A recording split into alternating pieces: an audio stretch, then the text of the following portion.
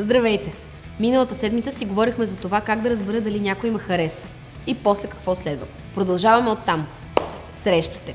Знаеш, че се харесвате. Така, до тук добре, вече си е поканил на среща, може и тя да те е поканила. Не е изключено на първата среща, обаче наистина много да се притесняваш, буквално да те боли корема или да ти се потят ръцете или целия да се потиш. Това няма нищо лошо, просто означава, че много ти пука.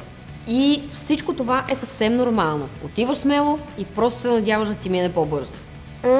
Понякога се получават и неловки моменти. Струва ти се, че си казал нещо тъпо или че пък не знаеш какво да кажеш. Не се тревожи прекалено много и това е нормално, а най-вероятно и другия се притеснява за същото. Важното е да запазите самообладанието. Все пак това е само първата ви среща. Имате за цел да разберете дали се харесвате и дали бихте се видели отново.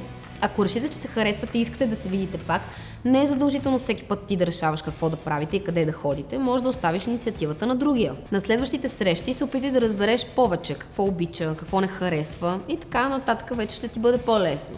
Кога е време за целувки? За държане на ръце? Секс. Когато излизаш с някого, сигурно ти се иска да се държите за ръце, да се целувате, да се прегръщате или дори да правите секс.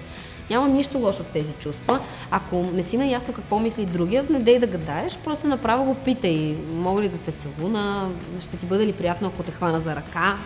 Да преминеш към секса е голямо решение. Не бързай. Може първо да поговорите за това и да разберете дали другия се чувства по същия начин.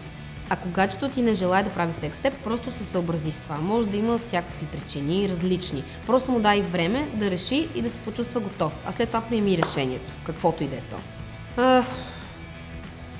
И така, чао от мен, Весела. И не забравяйте, четете ни на loveguide.bg и следете страницата ни във Facebook.